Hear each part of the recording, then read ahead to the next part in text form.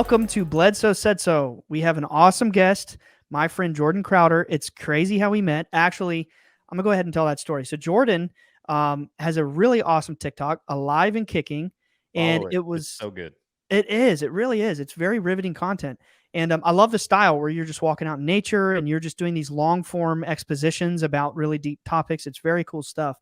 And it was brought to my attention. I can't remember. Maybe it was my sister. Maybe it was my brother was scrolling through TikTok one day and your video popped up. And it was a video about Robert Monroe, Dolores Cannon, and my dad. And I watched the video probably 3 times, showed it to my parents, I showed it to my dad, showed it to my other siblings, and great video. And I was like, man, this is really cool. And I think one thing led to another, and we sent you some messages.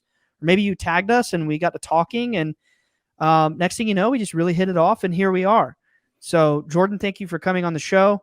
I do want to honorable mention, Jordan has an awesome book, Entrepreneurial Spirits. Did I say that right? You did. It's a tongue twister. Yeah. It's a tongue twister. Entrepreneurial Spirits. And I was saying this when we were off the air and Nick was like, save it for the show. I had to say the thing about the book that really has rocked my socks is your part in the very beginning when you're like, I wrote this whole book listening to binaural beats in a meditative state. Whoa. Yeah. That's super cool. So anyway, welcome to the show, Jordan. Thank you so much for coming on. Hey guys, this is a huge honor. Thanks for having me. This is awesome. Oh, the honor's ours. What a genius idea to write with binaural beats in your ears. Yeah. That's so genius. I need to try that with that'd probably be pretty hard to try with music, but I don't know. That's a really smart idea. I love that. Yeah, it gets me into the flow state where I can just sort of let go and just let the information come through me, and I don't have to really sit there and analyze it and pick it apart. And that's the only way my analytical mind can really ever write a book, is just to let it happen and get out of the way. It's a good book. I highly recommend it. Admittedly, I have not finished it, but like I said, it's a really good book. I really recommend it.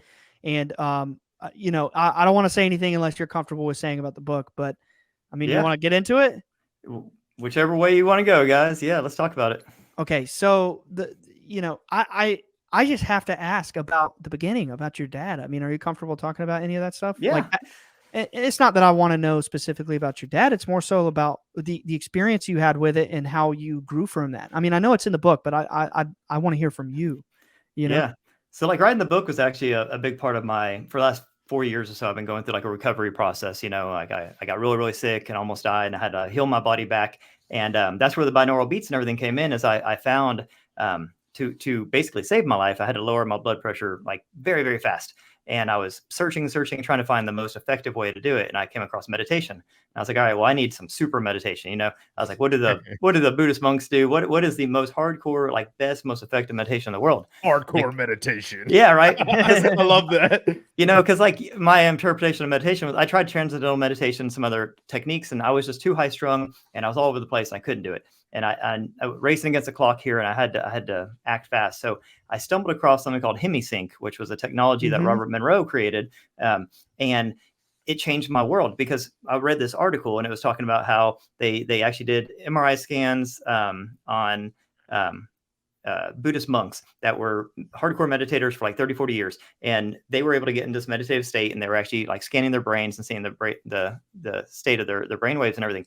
And then they compared that to a person in Hemisync, and the person in Hemisync had the same brainwave state. So they were basically able to emulate the meditative state of a Buddhist monk who's been basically practicing meditation daily for his entire life. Yeah. And you can do that pretty rapidly through Hemisync. So I was like, sold. So I started diving into, there's the Monroe Institute, and they're awesome, great people, but I wanted the old school stuff. So I started diving into Robert Monroe as a person, how he even got to this point. And I went to all the dark parts of the internet to find like the original material. Like I got the workbooks and stuff from the Monroe Institute at the very beginning. I got the stuff they used for the CIA. Actually ended up co-opting the stuff, and the CIA started using it to the Gateway Project. The Gateway program as the basis for their secret spy program and their psychic programs and all that kind of stuff. So this technique, this method that he uncovered was so powerful that even the CIA was like, we got to use this. And I guarantee they still do today. or at least this is the basis, the foundation for a lot of these things. And so I was like, okay, well, if it can do all those things, if I can basically traverse this dimension, I can ascend to higher levels of consciousness, I can remote view, I can do all this wild stuff. I was like, I got to be able to lower my blood pressure, right? So I used it for myself first to heal It's myself. like Dwight Schrute. Remember? Yes, dude. That was such a good reference.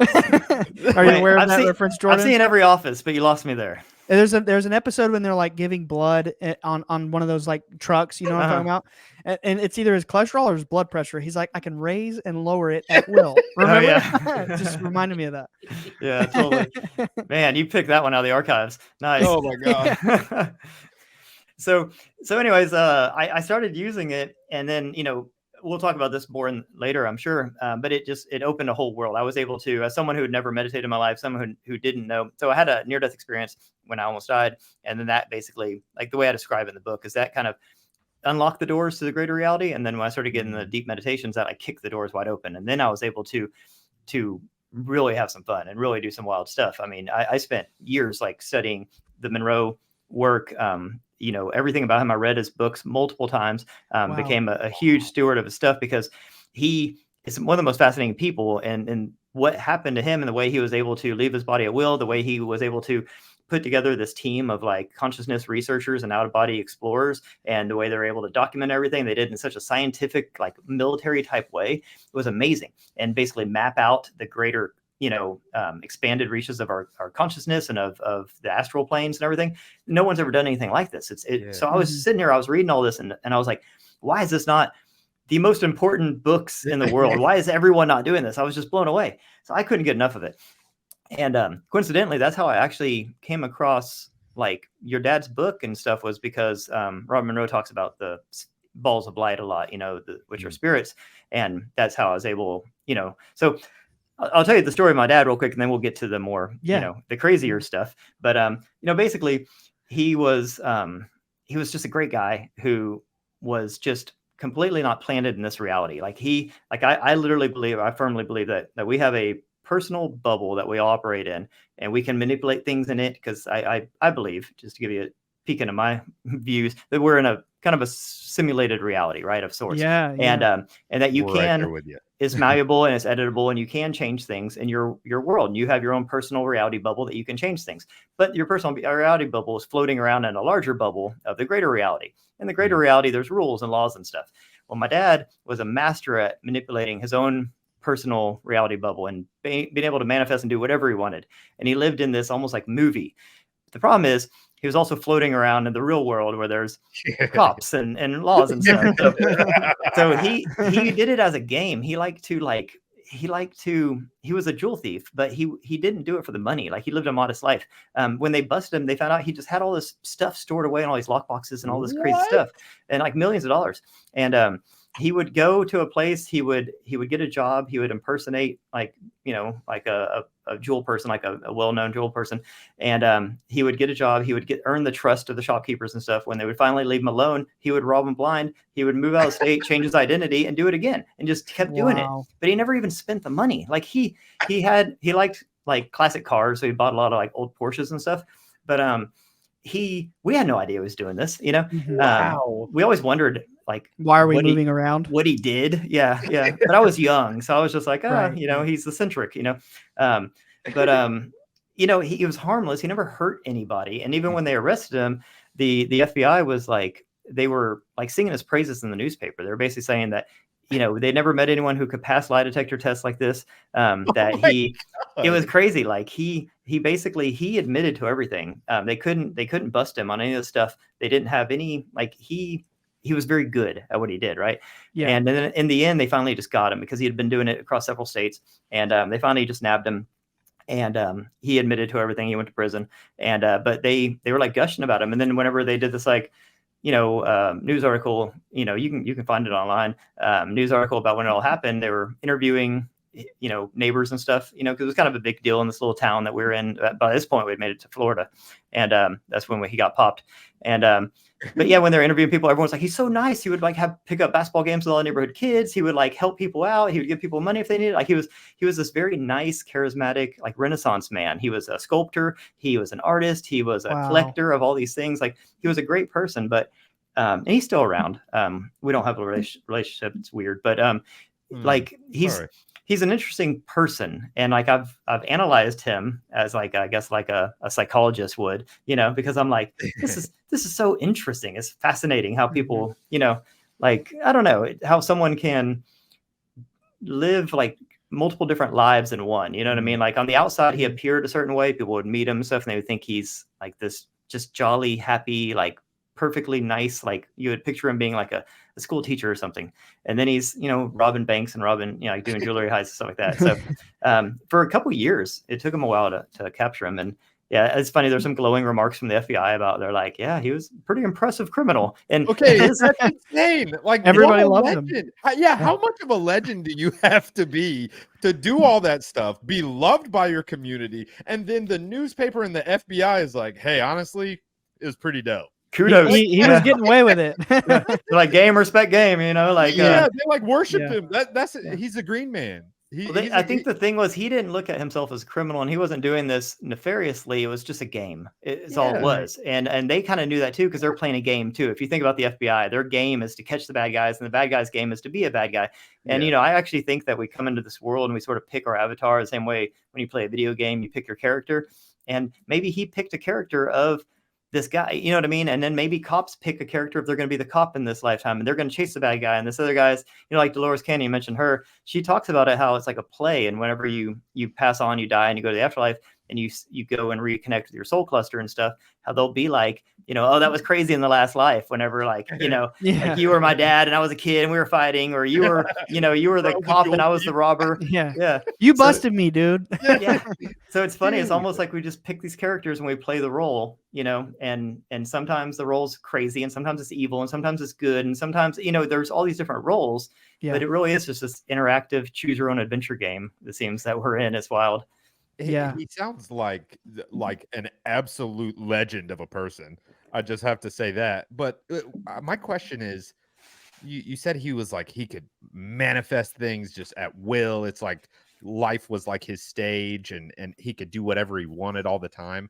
Do you think, was it intentional? Was he intentionally manifesting things, or was he just like in the flow state, in like a theta state all the time, or like, what was it?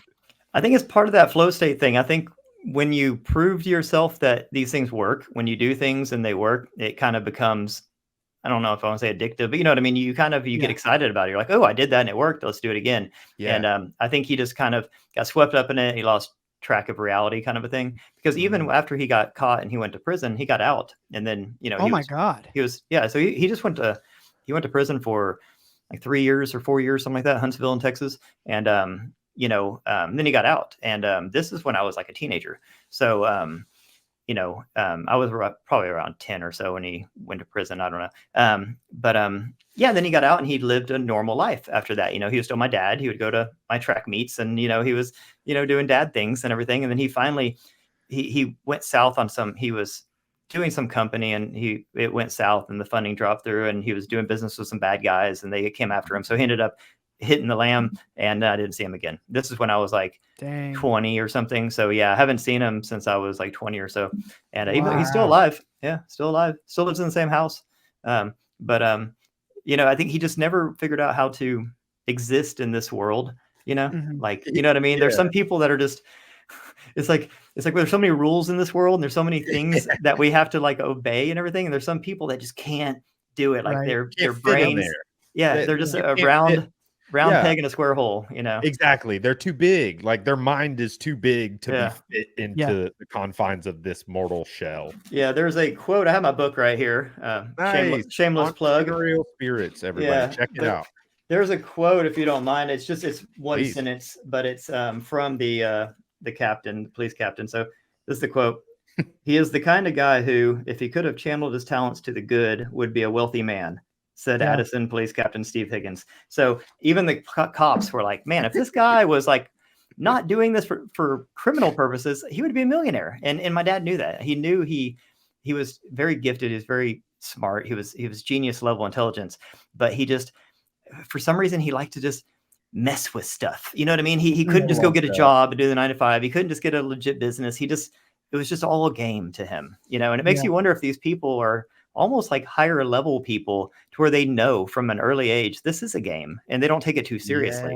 Like Rosicrucians think the same thing. They spend most of their life planning for the next life, kind of a thing. Like everything's in preparation for future lives. They're playing the long game. So I love that. That's cool. Yeah. They know that this is just one tiny sliver. It's just one chapter of a book, you know, so they don't take it too seriously. They take it seriously, but they take it seriously in the sense that, you know, get the most out of this lifetime, come back, do it again, come back, do it again. You're stacking experiences on top of each other, you know? Yeah. Well, you know what? Let's move on from that, because I know we don't want to spend the whole time talking about your dad, but thank you for, dude, I had to ask, because when I started reading your book, I was like, whoa, Yeah, that's a wild story. So let's move on to you, man. So like, obviously, as anybody could imagine, I'm sure that hit you pretty hard as a kid. I mean, it's not easy for anybody when their parent goes to prison or walks out on them or whatever. So is this, and many other things that I've read in your book, are you comfortable with me talking openly about that? Whatever. I know you got involved with some people that, you know, weren't necessarily so good. I'm just wondering, like, how you fell into the meditation aspect, if you want to elaborate that, like how it saved you, so to speak. Yeah, totally. So, I mean, I kind of look at life as just an obstacle course, like, you know, so all these things are obstacles. I don't resent them. I don't feel victimized or anything. I think that if you look at life as an obstacle course, we're here, we choose this incarnation to learn and to grow and evolve. And we know that there's going to be all these crazy obstacles. You know, life is just freaking crazy. And that's good. It builds character. It's like playing a video game. If you're playing a video game and every bad guy that you ran up to just said, come on through, and just let you through, and you got to the end of the level and you're like, wow, you'd be like, this game sucks. I don't want to play this game, right? So you play games because they're hard. A lot of times you'll even like ramp up the difficulty level too hard. And you're like, I want to play that on hard, you know, it's fun and it challenges you, and that's how you build character. So I think life is like that. I think life is hard on purpose, and that's what we're here for. We're not here to take it easy. You don't learn anything at Utopia, you know, so we're here to be challenged, and you embrace it. And so that. Throughout my life, analogy. Yeah, man. And yeah, I've had so many challenges through my life. It's nuts. And you kind of have to adapt that mindset to keep you sane and to keep you going. Because if not, it's easy to look at world as like evil and twisted, and why am I here? A victim, and because it's easy to find data to back that up and be like, oh, it's a soul trap and all this stuff. But we're in reality, what my research and experience has told me is that this is more like a challenging video game than anything. And that's just our metaphor, because we live in this day and age, and it's like grad school for the soul. Yeah, it's a university. I really think that's why they call them universities. Like throughout the universe, there's different. Each planet has its own things that you come to learn, and that's like what the Rosicrucians say. Yeah. I mean, those people know a lot more than anybody else. I mean, yeah, for sure. Back in the day, everyone was we're more dense now. We're more physical humans now. Back in the day, dense in a lot they are dense here, but we're dense matter wise too. I think back in the day, people were way more connected to the spiritual realm. They just, they saw beings, they got information in a more fluid state, and they just knew more. Now, you know, we get freaked out if we see anything like your family, Ryan, you see all these lights and orbs and people just lose their mind. I think back in the day, that was probably very common. I think people were constantly seeing this stuff, and it was just normal. Now we're so dense and we're so disconnected that it's like crazy, and people, it must be photoshopped and whatever, you know, it's Venus. It's a whatever, swamp gas, satellite. But that brings up a really interesting point, because like, for instance, when Ryan's dad first saw the beings, you know, like, Ryan, you probably would agree with this. I mean, has your dad always been like a very devout spiritual man? Always devout Christian, at least. Yeah. He's never been atheist in the slightest. He always believed in God. So, you know, the way I look at it is every like exoteric religion has those kernels of truth in the middle. And I think that people like your dad and my dad too, like, you know, that are super devout, but they see through all of kind of the muck straight into the middle. Maybe that is why, you know, he was so willing to accept it early on. because I just wanted to share this with you, Jordan, because you said probably freaks a lot of people out and whatever. When I first started coming around, it scared me to death. Oh, I bet. Ask Ryan. It Yeah, scared well, he was me. like a 14-year-old kid. I mean, you know, like you got to take that into account. But For Yeah. years, it really scared me. And it wasn't until a lot of these spiritual things started to click that it no longer scared me. So I just wanted to share that real quick. Sorry to derail. No, man, that's awesome. Because at first you didn't have the context, you know. So whenever something just happens out of the blue, you're like, "What the hell is this?" But then when you put it into context and you start to research more and learn more, and you realize, oh, it's this and this, you know, it's connected to this, and you know what I mean. You start to build this context and this like little framework around it, and it makes more sense. Right. If something just comes out of the blue, you know, it just, if it doesn't fit a pattern, if we're not used to seeing it, you know, our brains go to the worst case scenario and we start freaking out. Yeah, and I have wondered if, you know, it's like in modern times we're disconnected, like you were saying. We're so disconnected from the spiritual aspect of things. And if that's true, then maybe back in the day they weren't so disconnected. And that's why there's all these pictures, hieroglyphs, all these scratchings of these beings and orbs of light, and also these, you know, these things like Rosicrucianism and these other mystic traditions that have been talking about these spirits in the sky for all over the world. Every culture in the world has some depiction of these sky. Even in, you know, all the way over here in Mexico, you know, the serpents of light up in the sky. They leave a trail as they, you know, everywhere. Yeah. Isn't that wild? Yeah. And people just like archaeologists dismiss it as it's just art. It's like, no, they're literally like writing down and carving what they're seeing. It's not art. It's they're recording what they're seeing. It's observations. And if everyone's seeing the same thing and having the same observations, so guess what? It's there. You know what I mean? Like it's like mind blowing. Like what a magical world must it have been? Yeah. You know, like I almost just want to like peek into that time and just see what it was like. Yeah, I mean, you know, it's like the Yuga cycle. Like, I really think if you research the Yuga cycle, like we're just at a part of the Yuga cycle where we're in this physical part where it's like the darkness. Like, so it's just not meant to be right now. So some people get to see it. Some people have the abilities, and through things like the you know, Monroe, you know, meditations and stuff, you can, you know, leave this physical plane and be a part of it. But as far as when you're focused, you know, your consciousness is focused in this physical plane right now in this Yuga cycle we're in, you know, a lot of that stuff's just kind of hidden from us. And it's part of a process. It's supposed to be that way. It's not like we did anything wrong or anything. This is just part of the cycle. You know, it's like seasons. You know, I think we're in seasons. There's like, you know, during the summer, cosmic it's seasons. Exactly. It's cosmic seasons. It's our place around, you know, like how we revolve, you know, around, like the moon revolves around us, and then we revolve around the sun and all that kind of stuff. The sun also revolves, our star, our solar system revolves around the supermassive black hole. And as it does that, it passes through all of these regions of space that we don't think about. We don't think that, we don't realize that. And this is, of course, if you believe that there is space and all those kinds of things. But even if there's not, there's still cycles. And even if it is part of the simulation or it's a virtual thing, it still cycles the same way. It gets cold in the winter and hot in the summer. It doesn't matter if you believe the earth is flat around or whatever, it still gets hot in the summer, cold in the winter. There are still cycles in the simulation. And as there's still an effect. Effect, exactly. And I think that, you know, we are in a season, and there's seasons, cosmic seasons. And, you know, the season we're in right now is this dense materialist season, and it's all part of it, you know. And that's just what I think. And that's what like the Yuga cycle tells you as well. And this is thousands of years old. And it's essentially kind of like a calendar. It's like a seasonal. It describes the seasons. It's a 12,000 year calendar. How many are there? How many cycles? 4 yugas, but each yuga is like thousands of years. Right. Yeah, they're like cosmic ages, you know. But you know, the good news is, according to some, there's different like, I guess you could say there's different sections of Hinduism, you know, modern, classical, whatever, that have different ideas of the yugas and when they begin and when they end. But I'm pretty sure, Jordan, you might have some knowledge on this. I learned when I was taking some Rosicrucian studies from Dr. Gilbert.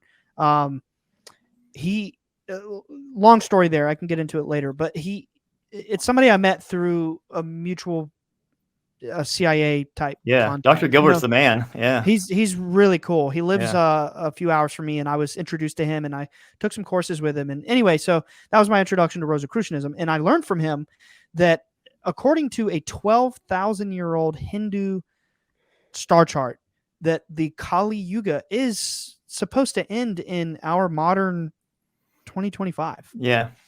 Yeah, I knew that we were at the end of a cycle.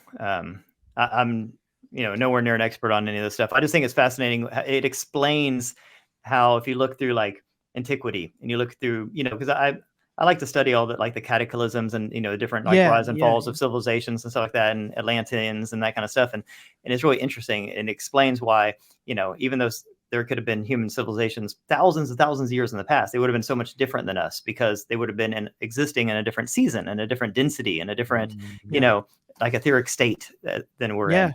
And it's not really like good or bad. It's not like we're worse now or anything. It's just different. It's kind of like flowers wilt in the winter, so they don't look as pretty and stuff, but they're still flowers. You know what I mean? They didn't do anything wrong. They just look kind of shitty in the winter, and then they look like nice an in the analogy summer. machine.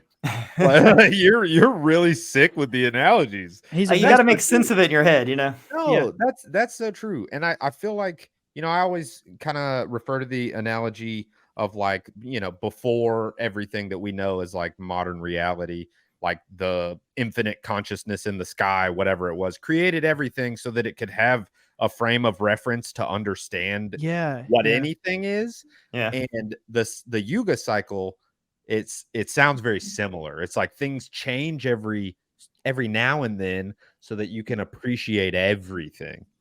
You know what I mean? It's just like like you just said, we appreciate the spring because the winter's so bleak, and we appreciate each season more because of the season that came before it. Yeah. And I think change is important. When I hear a lot of people talk about, like when they study, like Robert Monroe talked about this when he was, connecting with his guides, which were past lives of his and stuff, and they're in the astral plane, and they would talk about how they made it to Earth and why they're at Earth and why they stayed to Earth and all the different incarnations and that kind of stuff. And they would always say they got bored where they were before. And you've heard people talk about this with like the Roman and Greek gods and that kind of stuff. And and I think that I think we have places like Earth, these physical simulators, because if you're an immortal being and you can't die and you can't, anything like that, it gets boring, right? Wouldn't that it would get boring. Like, do you want to float around on a freaking cloud and play a harp for the rest of eternity? Like who wants to do that? That gets boring. So what do? You create worlds, you create simulations, you create things to experience and to have fun and to have adventures and that kind of stuff. And I really think that's, and to feel exactly. Yes. And I think that's what explains a lot of reality. And I think that a lot of this is we're playing games in a sense. I think they're important games, but I think that they are games in a sense, because in the astral realm and then whatever's beyond that, because I think that there's more beyond that, I think that it might get a little boring, and I think that change is important. So I think that's why they do these things with the cataclysms and with the Yuga cycles and that kind of stuff. Is one of my theories. That's the exact reason that, like, with Christianity, I was always like, wouldn't it get boring in heaven? Yeah. Like, wouldn't it get like just real boring after a while? I remember being a kid in church, like 10 years old, dude, and like being in, they had like a lot of times they would have like a youth Sunday school, the adults are out here and the kids are out here, at some churches.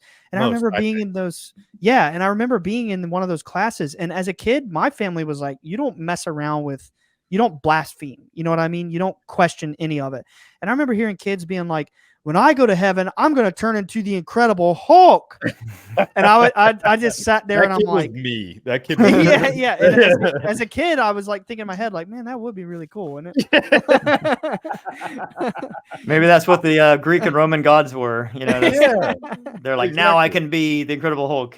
If I was a god up in the clouds, I'd be having metal shows. That's what I'm saying. Like death metal shows. No, but anyway, that's really interesting. Yeah, it's like it kind of does get boring here in ordinary reality, but I'm sure it also at some point gets boring up there too, where you know everything and it's perfect. That's why things got to change. Yeah, that's the thing is like, if you're all knowing and you're, eternal and all those things, it would get so boring, because you already know everything. And, so I think that they create and they create worlds, and they create this like evolutionary cycle, and this world will lead to another world, and this life form will create another life form. And I think that's what you see with us creating AI and all these things. We're just constantly creating. If you look at human beings in general, they never stop making stuff. They never stop creating. Like if you just look, like go on a highway in the morning and you just think about every one of those cars, all those people got up in the morning and are driving to work to do something, like our society, we build and we create, and we want to make bigger things and stronger things and faster things. And we're just building. And I've always wondered why, like, what are we building towards? Like, what are we, like, what is this driving factor? Because it seems to be like inside of us, Yeah, I think it's something inherent. It's like it's inherently coded in existence itself, that like existence just grows from itself organically, like in from the biggest macrocosm to the tiniest little microcosm. It's like existence. Anything that exists, it like just multiplies. proliferates. It proliferates. Yeah. It's I mean, wild. Everything, like if you look at like how flowers pollinate and how everything works, that is life, and we're just a part of life. Like our job is just to grow and expand. So maybe our job here on Earth is to grow and expand off this planet. It really seems like everybody, if you actually look at everybody, they're trying to get off this planet. Like all the billionaires and everyone trying to get off this planet. And I don't even know if we can. That's probably a whole nother topic. Dog. I don't even know if we can. And I have people in NASA who may or may not agree. I have a crazy theory. I'll tell you real quick, because I've been working on this. Let's hear it. That like as we move through and we evolve and we get technologically advanced, they're going to learn in the future. This is just a theory. They're going to learn in the future that we can't get off this planet. So we can't go to like Mars or out of the solar system. But what they do is they figure out time travel. And then there's going to come a time in the future where the Earth is having problems. Maybe it's uninhabitable or it's going that direction. And they know that at this point, they figured out we're basically in a simulation. They're stuck on this plane here. And they know that they can't leave this planet. What they can do is go back in time. And maybe they went back in time, found a nice, pretty place. And that's what Atlantis is. Atlantis is actually time traveling humans from the future that went back in time because they had to get off of the present day Earth, but they couldn't leave the planet. You know what I mean? And there's a lot of stuff that backs this up. And I have found a lot of really interesting things that back up the time travel hypothesis of a lot of the stuff we're seeing that we can't explain. The Nordics and the UFOs and that kind of stuff are literally time traveling humans. And if you go back in time, like there's a guy named Michael Masters, and he's a PhD anthropologist, and he studies the past, and he actually started studying the past, and it led him to aliens, and led him to the future, because he was trying to figure out, okay, are these gray aliens actually humans in the future, and all this kind of stuff. And he actually is now convinced of the same thing, that these are time traveling humans, and that it's really interesting. And there's a lot of science and data and stuff that backs this up, and it's all just a theory, but it makes you think, because he was talking about, he's like, nature always starts with simple and then goes to complex. So there's nothing that he can find in the archaeological record that would explain why 15, 20,000 years ago, there was an advanced civilization of humans. And then they died off. And then we went back to like primates and cavemen and stuff like that and reset. Like, it doesn't make sense. That's just not how nature works. So the only thing that would explain it is if they actually came from the future. And why would future humans just go back to a previous time on Earth? At that point, they're so advanced technologically, they would leave Earth and go somewhere else. Well, what if you can't leave Earth? What if we're quarantined here? Or what if there's no physical way to leave Earth? What they would do is they would just go back in time. So just a theory, but it's pretty wild. I love that theory. And it makes sense. Like, there's a lot of evidence to support that there was some sort of like hyper advanced civilization a long time ago. Yeah. And it, a lot of different cultures point to it. It's not just like from one source or anything. This is, I mean, most ancient cultures have some weird stuff going on that just is like not easily explained. And I really like that theory. I think that interesting. I think there have been many cycles of civilization that live here. I think this is the realm where we cross between the material and the spiritual worlds. And it's like, you can imagine like we're inside the heart chakra of a celestial deity, like we're ascending through the spiritual centers of some higher being.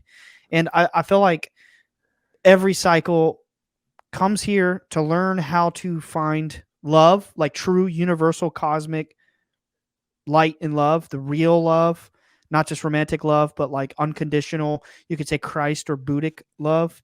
And then at some point, individually we all ascend and don't need to come here anymore. But it seems to be that there are also many times in the ancient past where civilization has been completely wiped out by cataclysms and reset. Because it's like we said, there's seasons, just like winter, and then all the plants die, and then spring.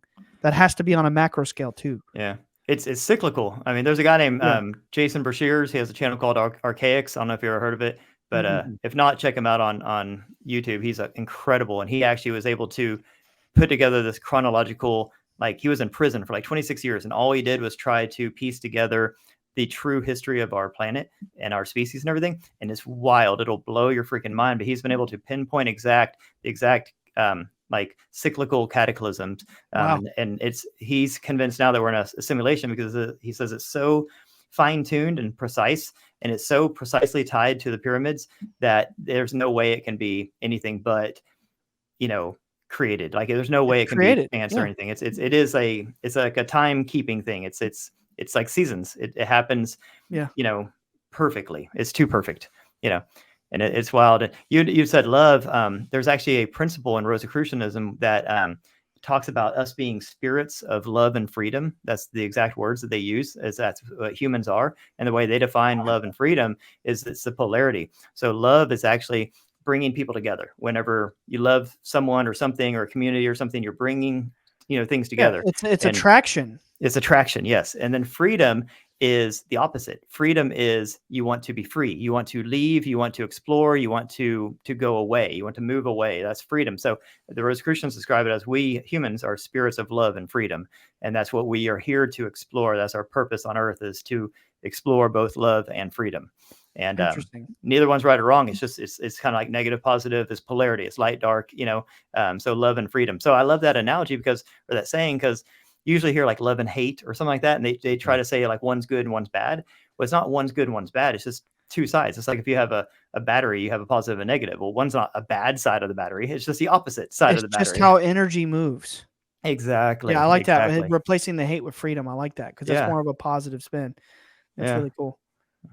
Interesting. So have you like been in the Rosicrucian order, or you're just like us, where you just like studying it because the material is interesting? No. I'm not any sort of initiate in anything. I try to stay as agnostic as possible across the board.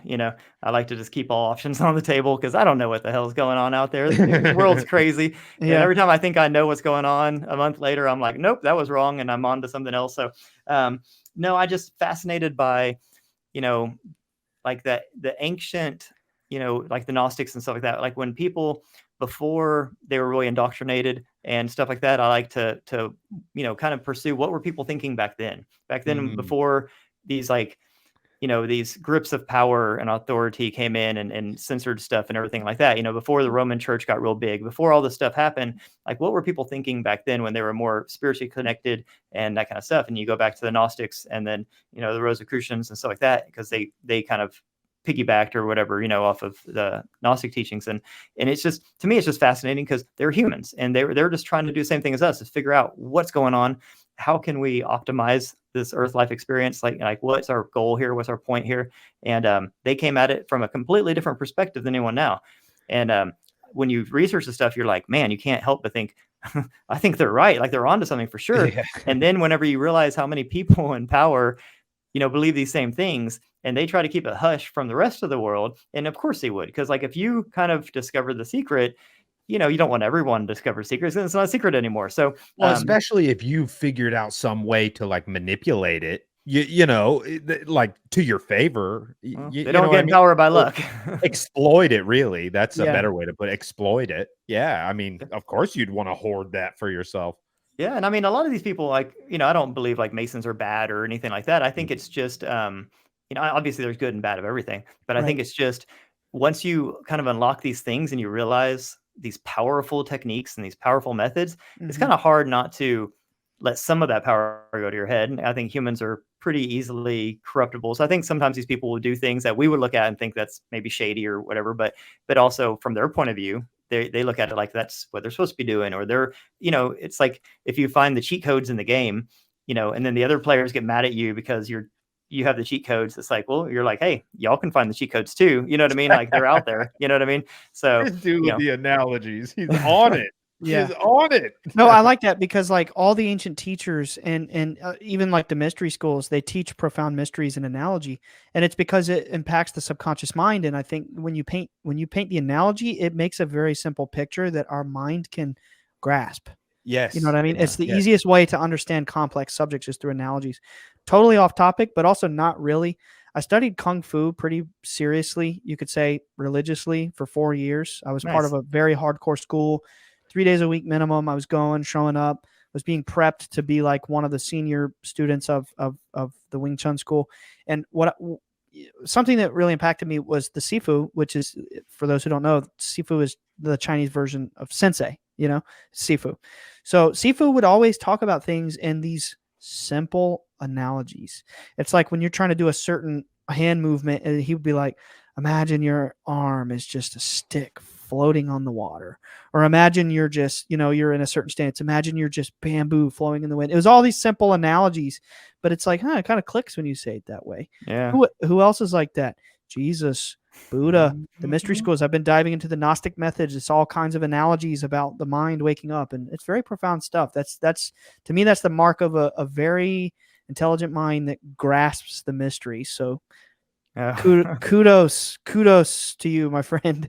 Hey, I mean, people have always told me that I have a way of explaining things where they can understand it. I always just like, that's how my brain interprets things, you know, so I'm not like running it through a filter or anything. I just, that's the way it pops up in my head. So that's how it comes out. Like, you know, I'm known for using pretty wild metaphors and cussing a lot and making some inappropriate connections and stuff, but it's like, it's whatever. Hell yeah. Yeah. We're I don't know. It's whatever resonates, whatever gets the message across. It's kind of like crop circles. I think those are like messages embedded into images, kind of a thing. You know, it's like, it's one of those things where, you know, I don't know, it'd take me forever to explain something in like detail, but you just give like it's kind of like this and this, and people are like, oh, I get it. You know what I mean? Yeah. But you know, it's like Confucianism. You know, you know who Lao Tzu is? Yeah, he's one of my favorite. Lao Tzu's awesome. God, and he's amazing, and he can like have this. Didn't he write The Art of War? No, that was Sun Tzu. Oh, Sun Tzu. Yeah, dang. Well, okay, so remind me what Lao Tzu wrote. I know the name, I cannot remember the work. You know, I forget the name too. It's an ancient manuscript. I think but he was kind of like, you know, it's sort of like Confucianism, where like he would be able to say something incredibly profound. I mean, same reason I like Stoicism. Same way. They can say something incredibly profound that will change your life and change the way you think about things. And it's actually just this simple little elementary type statement. You know what I mean? But it's like, we're just breaking things down. We're breaking complex down to simple. And sometimes that has a bigger impact than, you know, some huge equation. Lao Tzu, it's coming back to me. Didn't he write something about the Tao? Tao Te Ching. Yeah. There you go. Yeah, that's it. You got it.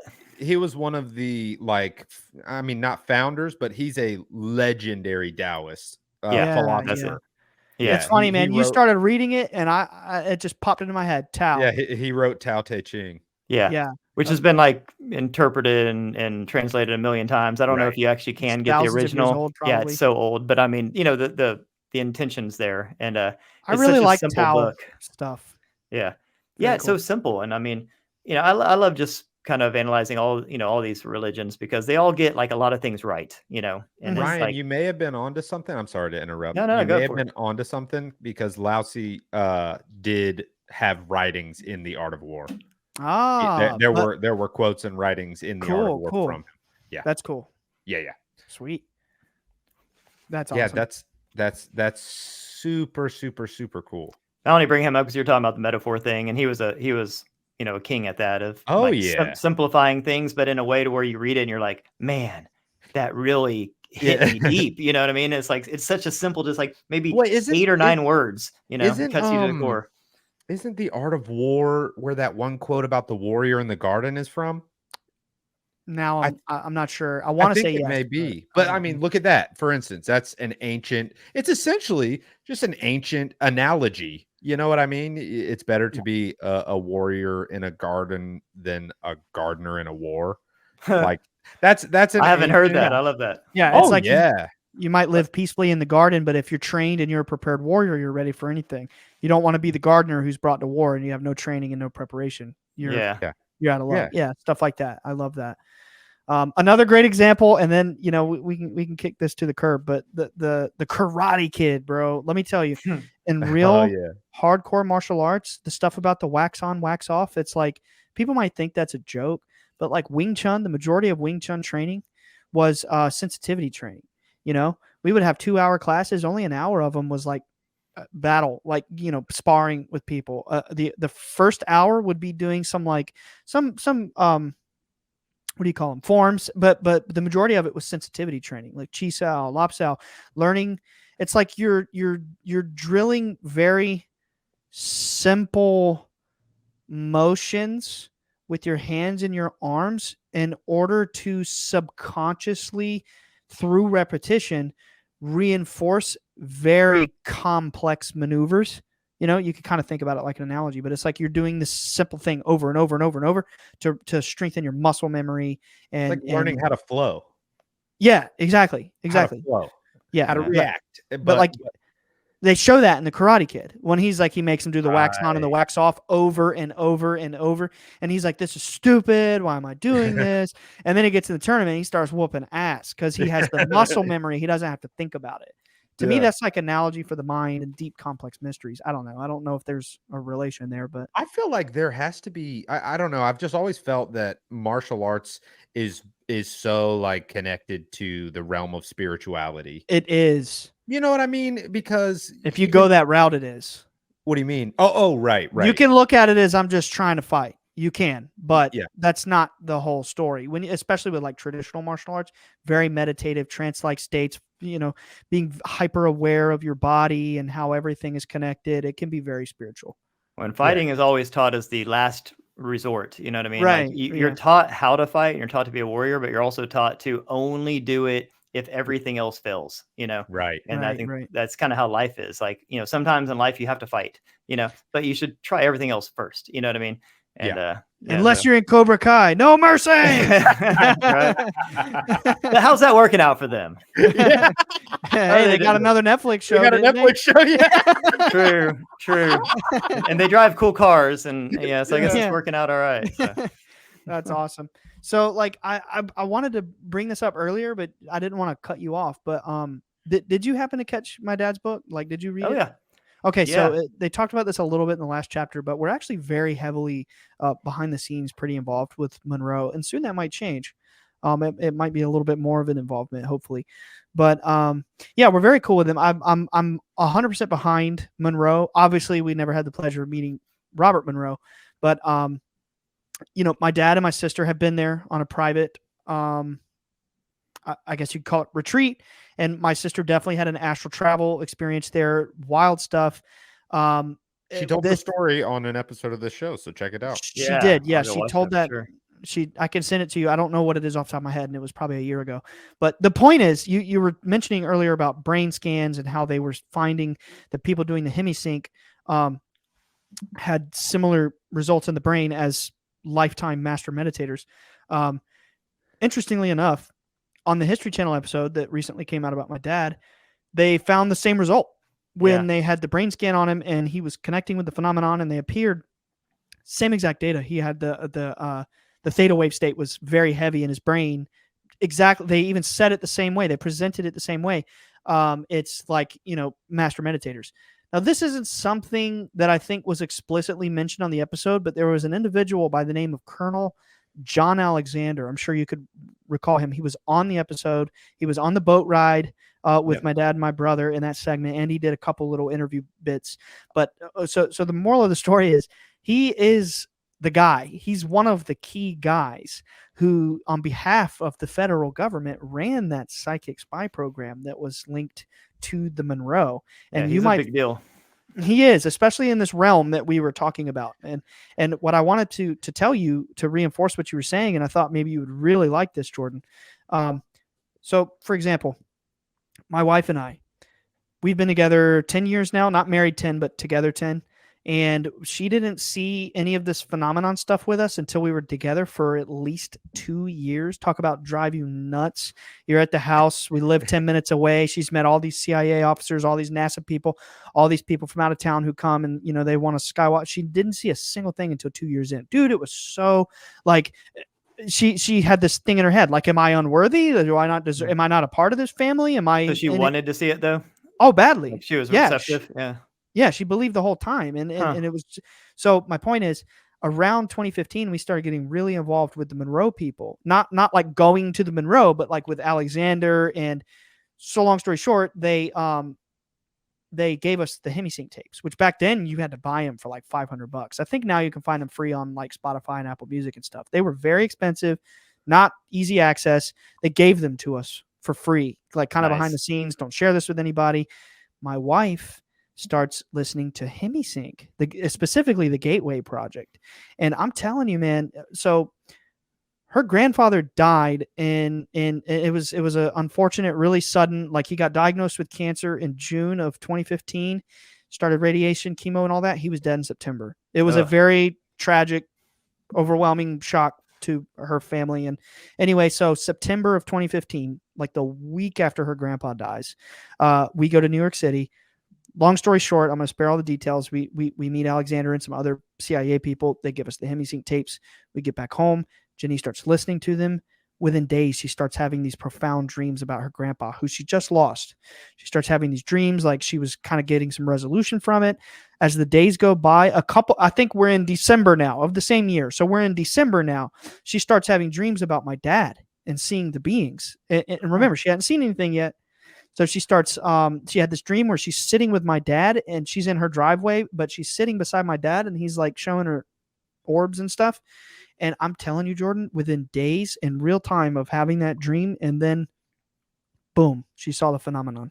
She saw an orb over her car. And I'm telling you, bro, like there's the reason I brought this up was first of all, I find it so impressive that on your own time, you just naturally gravitated towards this through your own intuition. That's very awesome.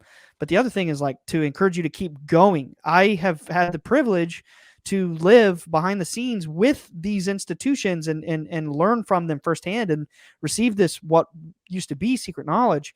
And like, it's crazy what's possible when we put our brain in this theta meditative state, opening us up to invisible worlds and seeing manifestation of the spirit world, or like you said, lowering your blood pressure or raising it at will.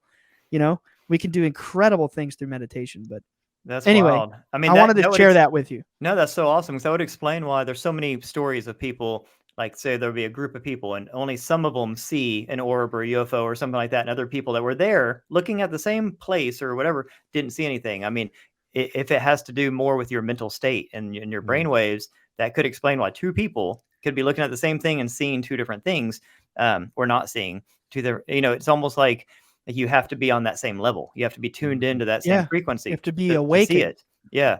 And, which is, interesting if you think about like our brains and everything as like a receiver. The way I think about reality is like, we're a receiver, kind of like a TV. So, there's a signal, or a radio. There's a radio, TV, computer, anything. There's these signals constantly filling the air, propagating through the air at all times. Like we're all around us, all three of us right now. There's all these waves, radio waves and band waves and all these different waves.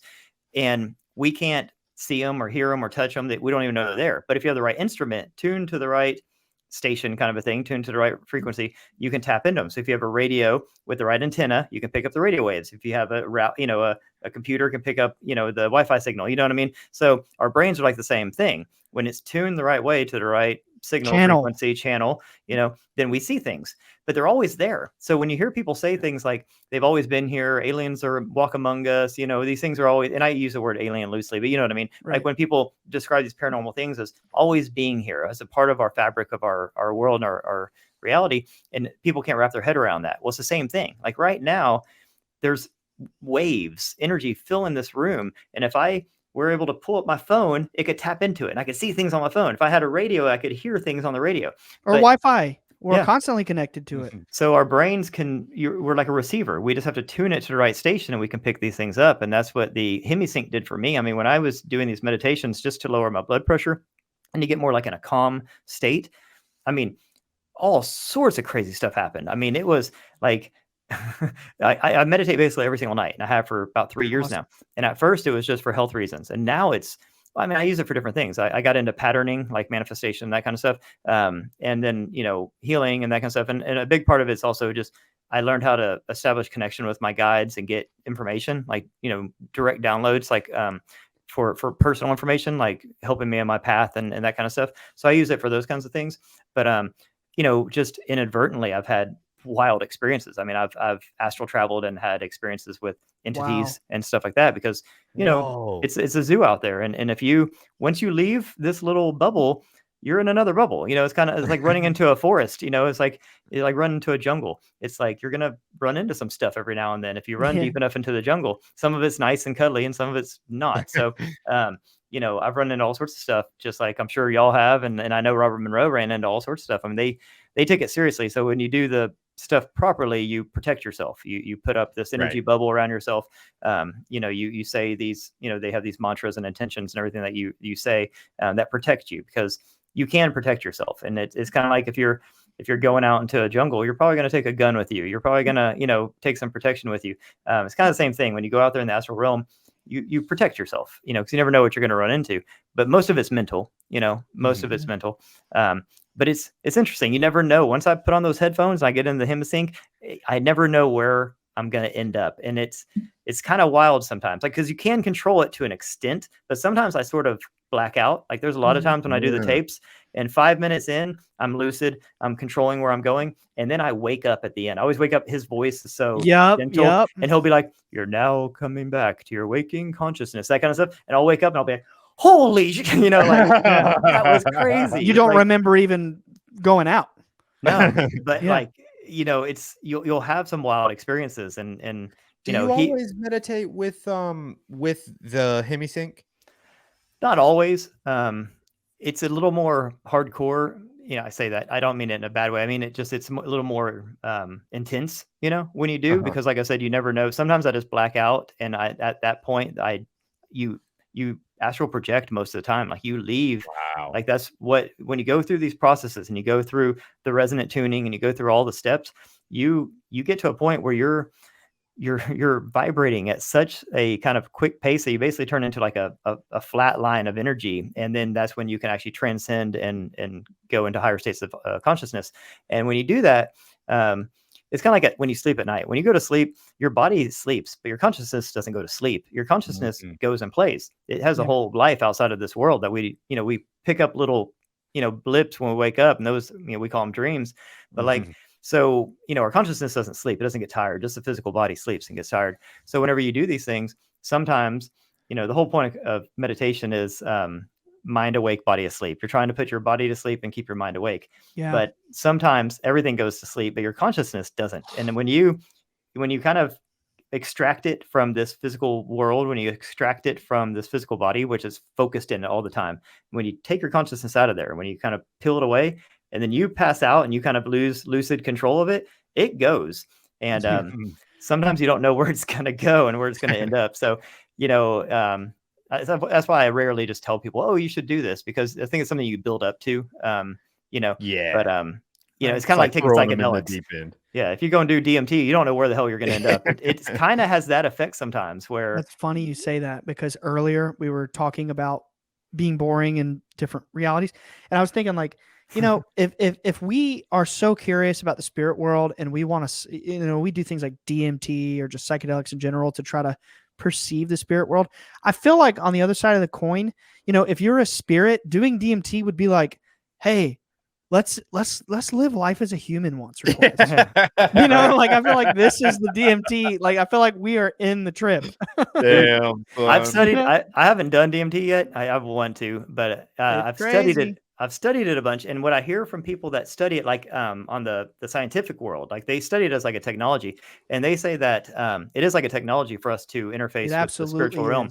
It's wild. And they say things like whenever you meet the beings in the DMT world, that they are just as fascinated with you as you are with them. Like they see humans and they're like, sometimes they'll mess with you. Like they have a trickster mentality, but they're interested. Like they get a kick out of it. And I think it's because they're in their land, they're in their realm, whatever, and they're bored probably. And all of a sudden, this human just kicks the door open and is here, and they're like, "I'm here," and they're like, It's "All like right, playing with a what kitty, the you know, you're yeah, like yeah, it's a cute little pet. and they're you like, know? "Well, I'm gonna mess with this dude first of all because he just busted into my room, so I'm gonna mess with him.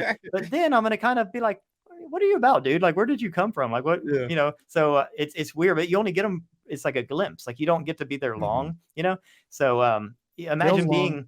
Imagine being like a DMT elf or something like that, and you're existing in this astral realm, and this fucking human just comes in, and you're just like, what? And then you're like messing with them and everything, and then they just disappear because it wore off or whatever. And you know what I mean? So It would be like if an elf just popped up in your room. Yeah. You were like, what the fuck are you doing here? Yeah, get out of here. That's kind of what happens. Yeah. That's kind of what happens in our world too. Things seem to just kind of pop in and then pop out, you know? There you go. So, but you it know what I mean? traumatizes us.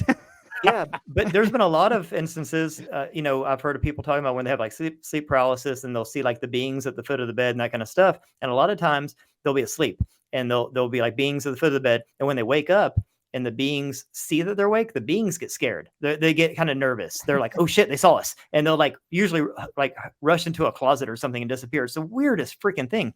Mhm. And it makes you wonder. It's like we're all kind of just roaming around, searching and exploring. And every once in a while, it doesn't matter what side of the, you know, if you're in the physical realm or the astral realm or what dimension you're in, every once in a while you open a door and you walk into a place you shouldn't be and you're like curious, but then you're like, okay, we got to get the hell out of here. You know what I mean?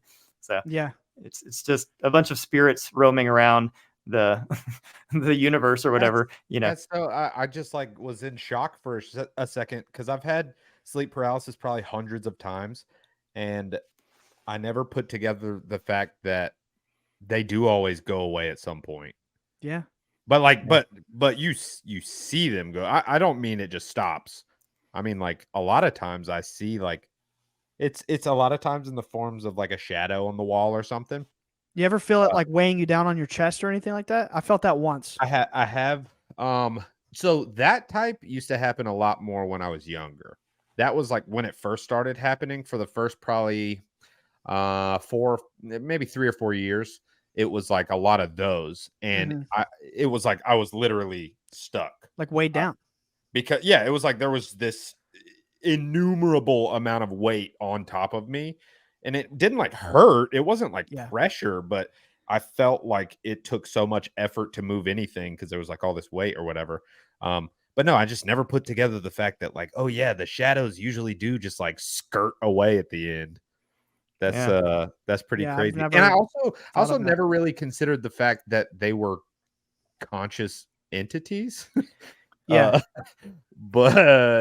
I probably should have come to that conclusion by now. But hey, I mean, what episode is this? 100 and something, and I'm still learning. 120 or something. Yeah, I don't know. Yeah, I'm no, but like for real, Nick did have sleep paralysis a lot as a kid, and you know we've been friends. I had it at his house all the time. Oh, all the time, because we lived half a mile away, and we've known each other since we were 11 and 12. So he's been to my house more than you could imagine. And there would be many nights where we're in my room on a Friday night or a Saturday night, we're playing video games or just like watching a movie, and it's getting really late, and I'd be sitting up and he's asleep, and I would look over and he would be like.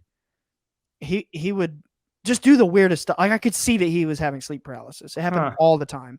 Sometimes it'd be like you sit up and your eyes are half open and you're like trying to reach your arms out and you wake up and you're like, dude. And I was like, you have sleep paralysis. It was all the time. Usually it's like a precursor for weird stuff, like weird paranormal stuff to happen. For some reason, like that's like, I don't know. It's what it seems like a lot of beings or entities use.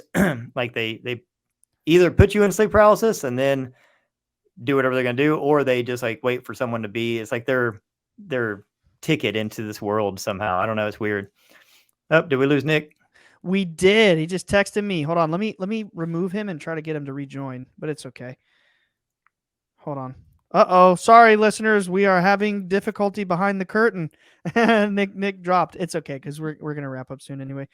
We got to get him for the goodbye. And, and this is normal when people talk about paranormal type stuff on podcasts and stuff. There's always technical glitches. This is our first time with this kind of thing. It happens a lot. It's weird. Yeah, dude. We'll see if we can get him back in. If not, it's no big deal. So Jordan, I guess I think that's a good place to end it. Is there anything? I don't want to just If you feel like you've got anything that is on your mind that's important, I always like to ask people, like, if you had the whole world watching, if you had cameras on you, if you had one thing to say, like, what would it be, man? Like, what would be that thing that you feel like you just gotta tell people? Oh, cool. No pressure at all. I like that. Just the whole world watching, right? Nah, man, like through all the stuff that I've been through, the biggest takeaway from everything has just been like, have fun with life. So like I said before, like I look at life as a video game just because I think that is actually a pretty apt metaphor for what we're, our existence, but also it makes things more fun when you don't think of life as like this set in stone, black and white thing. Like, okay, this is the way it is. I don't have any control over anything. There's no free will, yada, yada. Like, I hate that way of thinking because it just it takes the fun out of things. And you want to think that you live in this world that, yeah, good and bad things happen, but that you have control at the end of the day, that you can affect your reality and you can, manipulate things, for lack of a better word. You can, edit things. So like one thing that I've learned through, all the meditation stuff that I've done over the years is that once you get this understanding, I think this is so important.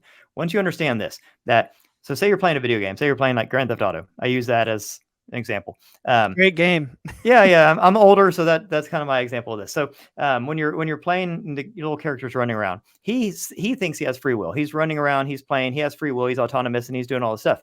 But somebody created that game, and somebody's on the outside and can make edits to that game. So what I've learned is, while we're in the game, we can't edit the game. We can just play the game. So life is a game. This is a game. We're having fun. We're playing it. We're learning. We're growing. We're doing all the things. This is awesome. But if you actually want to make edits to your game, you got to come outside of the game. And that's where the meditations come in, is you can actually zoom out, come on the outside of the game, make some edits, and then go back in the game and continue playing. And that's what manifestation essentially is. That's what patterning is.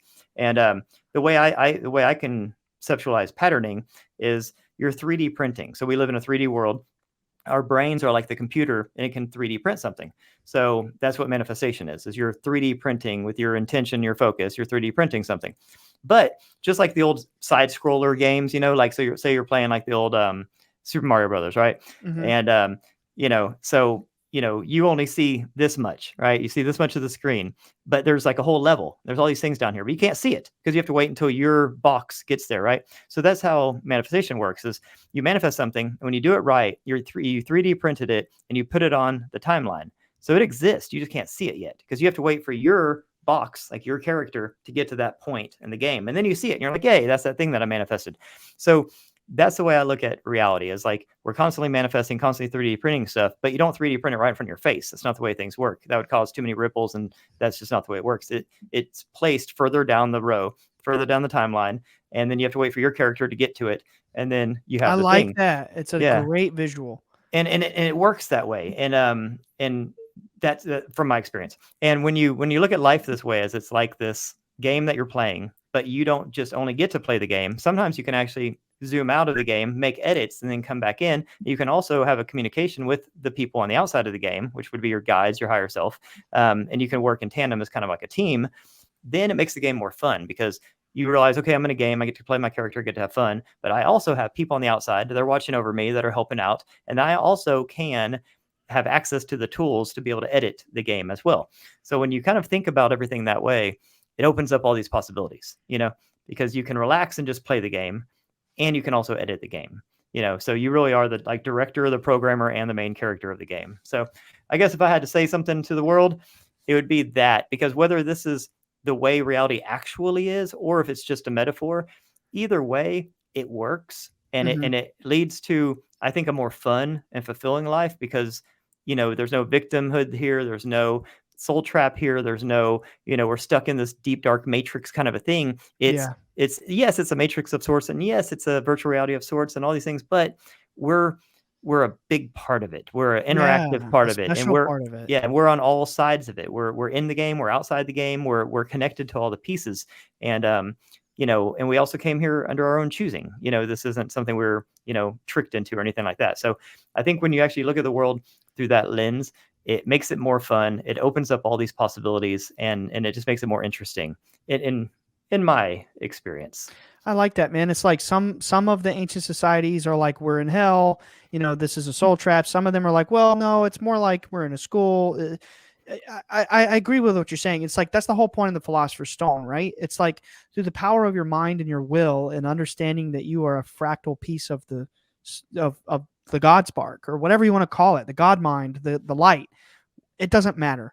The point is, this can be heaven or this can be hell. It's all dependent on your state of mind and how you vibrate, how you choose to perceive it, and I completely agree with what you're saying, man. Like, just enjoy the ride, be grateful, be positive, just understand that, like, in the great scheme and destiny of all souls, we all eventually make it to the light. Might take, 1,000 lifetimes for some, might take 1,000,000 for some. It doesn't matter. We all get there in the end, the great cosmic end, so like, I appreciate that, man. Thank you. Definitely got to have you back on. Great episode. I'm so thankful you came on. Please, I don't think we did this in the beginning, so everything that you have to plug, the book, the website, the TikTok, the YouTube, let's run through them. Yeah, so on TikTok, I do daily videos every day. And they're awesome. Thanks, dude. So that's a good way just to kind of get a peek into my weird mind. That's Alive and Kicking. And I have some clones out there. There's some spam, channels that are kind of emulating me. So if it's like Alive and Kicking spelled a little bit wrong with an extra G or something, stay away from those. So it's just, it's actually I'm Alive and Kicking. So anyways, if you go to my website, it's digijordan.com, digijordan.com. That actually has links to everything. So that's the easiest way, because I have like my book on there, my link to my podcast, link to, TikTok and all that kind of stuff. So digijordan, DIGI Jordan.com. And then you can see all the things that I'm up to. I have like a weekly newsletter that I send out and all sorts of fun stuff. In the book, Entrepreneurial Spirits. It's hard to type because I wrote the damn book and I still don't know how to spell entrepreneurial most of the time. It's a hard word, man. It's tough. So just if you go to Amazon and type in Jordan Crowder, I'm the only Jordan Crowder on Amazon, so it'll pop right up. Okay, and then last but not least, there's something that you might be around the corner, or something you're working on? The podcast? Yes. So something I've been kind of wanting to do and been, kind of other people have been trying to get me to do for a long time, and I'm finally doing it. So this being here with you right now is a huge kind of inspiration for me and a kick in the butt in the right direction. So yes, I do have a podcast that is maybe by the time this show is actually on the air, there'll already be some episodes. So yeah, I'd be looking for that, and it will more than likely be based around the concept of the book, which is Entrepreneurial Spirits, which is kind of the business side of the spiritual side, and also the spiritual side of the business side. You know what I mean? I like that. Yeah. I like that. Awesome. Well, dude, okay, so we have a cheesy tradition here. We just say bye, guys, at the same time. I think it started probably very early on in the show, and one thing led to another, and we've just never stopped doing it. So do the countdown first, right? Yep, usually. Yeah, but when we have guests. Yeah, you ready? 3, 2, 1. Bye, guys. Bye, guys. Thank you so much for watching. If you want to see more, check out our other videos. And before you go, don't forget to subscribe. See you next week. Peace.